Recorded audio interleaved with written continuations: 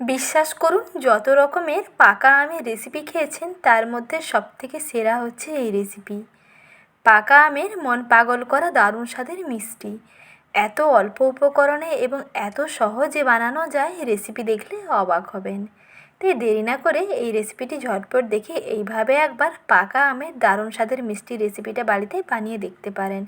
আশা করি খেতে ভালো লাগবে। ছোট বড় সবার দেখবেন ভীষণ পছন্দ হবে। তাই আর দেরি না করে ঝটপট রেসিপিটা দেখে আজই বানিয়ে ফেলুন, খেতে দেখবেন দারুণ লাগবে। নমস্কার বন্ধুরা, সাথী কিচেনের নতুন রেসিপিতে আপনাদের সকলকে স্বাগত জানাই। আজকের নতুন রেসিপিতে বানিয়ে দেখাবো পাকা আমের অসম্ভব লোভনীয় নতুন এক ধরনের মিষ্টি। পাকা আমের এই মিষ্টি বানাতে প্রথমেই এখানে লাগবে পাকা আম। এখানে যদি মিষ্টির পরিমাণ বাড়ান তাহলে কিন্তু পাকা আমের পরিমাণও বাড়াতে হবে। এখানে আমি একটি পাকা আম এবং এক ফালি নারকেল দিয়ে বানিয়ে দেখিয়ে দিচ্ছি আজকের সহজ মিষ্টিগুলো। প্রথমে আমি এখানে একটা পাকা আম নিয়ে নিচ্ছি। পাকা আমের খোসা এবং আঁটি বাদ দিয়ে পাকা আমটাকে এইরকম ছোট ছোট টুকরো করে কেটে নিয়েছি। এখন এই পাকা আমের টুকরোগুলোকে একটা মিক্সার জারের মধ্যে নিয়ে নিতে হবে। দিয়ে ভালো করে ব্লেন্ড করে নিচ্ছি। এটা আপনারা কোনো গ্রেটার দিয়ে গ্রেট করে নিতে পারেন, আর না হলে এইরকম ব্লেন্ডারে ব্লেন্ড করে নিলে রেজাল্টটা বেশি ভালো হয়।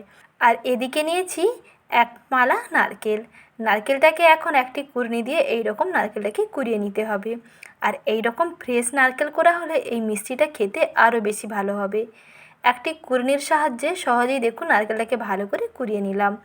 এক মালা নারকেল কোড়া এবং একটি পাকা আম দিয়েই আজকে দারুণ লোভনীয় মিষ্টিগুলো বানানো হয়ে যাবে। রেসিপিটি একবার হলেও বানিয়ে দেখুন, খেতে দেখবেন দারুণ লাগবে। প্রথমে আমি একটি এখানে মিডিয়াম সাইজের কড়াই নিয়ে কড়াইয়ের মধ্যে প্রথমেই দিয়ে দিচ্ছি সেই পাকা আমের পাল্প কিংবা পাকা আমের পেস্ট। আর পাকা আম যখন পেস্ট করবেন এখানে কিন্তু আর কোনো রকম উপকরণ দেওয়ার দরকার নেই, শুধু পাকা আমটাকে ব্লেন্ড করে নিলেই হবে। আর এর মধ্যে দিয়ে দিচ্ছি বেশ খানিকটা নারকেল কোড়া।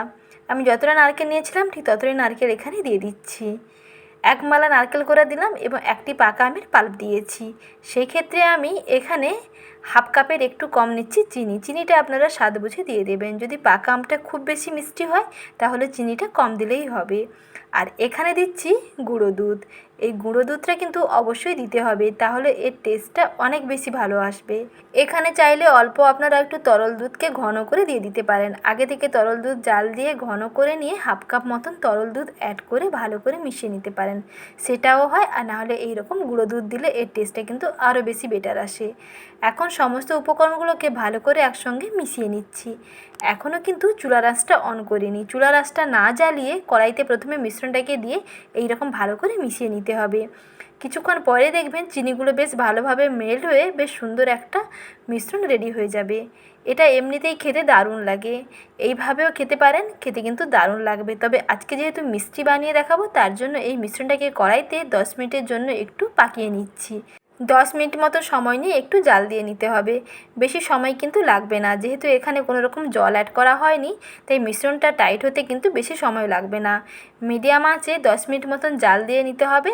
আর বারবার এইরকম স্প্যাচুলা দিয়ে কড়াইতে নেড়েচেড়ে রাখতে হবে যাতে নিচে না আটকে যায়।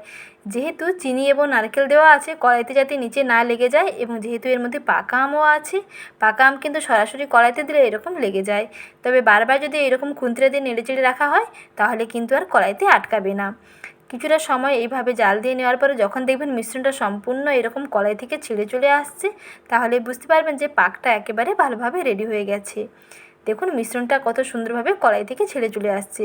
এখন চুলার আঁচটা একেবারে কমিয়ে দিয়ে আরও 2 থেকে 3 মিনিট একটু জাল দিয়ে নিচ্ছি।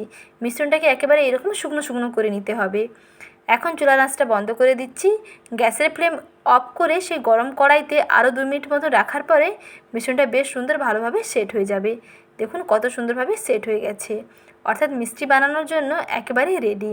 এখন মিশ্রণটাকে একটু ঠান্ডা করে নিচ্ছি।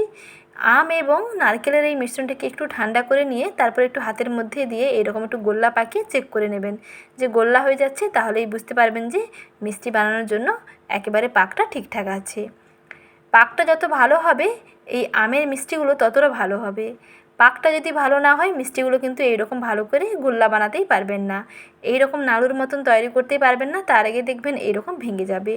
তাই কড়াইতে পাকিয়ে নেওয়াটা অর্থাৎ জাল দিয়ে নেওয়াটা অবশ্যই খুবই গুরুত্বপূর্ণ। যত ভালোভাবে জাল দিয়ে মিশ্রণটাকে টাইট করবেন মিষ্টিগুলো তত ভালো হবে এবং বেশি দিন পর্যন্ত রেখে খেতে পারবেন। আর এই রকম পাকা আম এবং নারকেল দিয়ে নতুন স্বাদের এই মিষ্টি রেসিপিটি বাড়িতে একবার হলেও বানিয়ে দেখতে পারেন। খেতে দেখবেন দারুণ লাগবে। বিভিন্ন ধরনের রেসিপি আপনারা ট্রাই করেছেন, তবে এই নতুন রেসিপিটা একবার হলেও ট্রাই করে দেখুন। বাড়ির ছোটো থেকে বড় সবার ভীষণ পছন্দ হবে। আর বিশ্বাস করুন, যত রকমের মিষ্টি খেয়েছেন তার মধ্যে মনে হবে সবথেকে সেরা স্বাদের হচ্ছে এই মিষ্টি। অসম্ভব সুস্বাদু খেতে হয় এই নারকেল এবং পাকা আমের নতুন মিষ্টি, যা খেতে এতটাই দারুণ হয় কাউকে খাওয়ালে বারবার রিকোয়েস্ট আসতেই থাকবে এবং আপনার কাছে রেসিপি জানতে চাইবে কেমনভাবে বানিয়েছেন। তাই দেরি না করে ঝটপট রেসিপিটা দেখে একবার ট্রাই করে দেখুন। আশা করি খেতে খুবই ভালো লাগবে। তাহলে বন্ধুরা, আজ এই পর্যন্ত। আবারও শীঘ্রই ফিরে আসছি নতুন রেসিপি নিয়ে। পরবর্তী রেসিপি দেখার আমন্ত্রণ থাকলো। ভালো থাকবেন, সুস্থ থাকবেন। রেসিপি দেখার জন্য অসংখ্য ধন্যবাদ।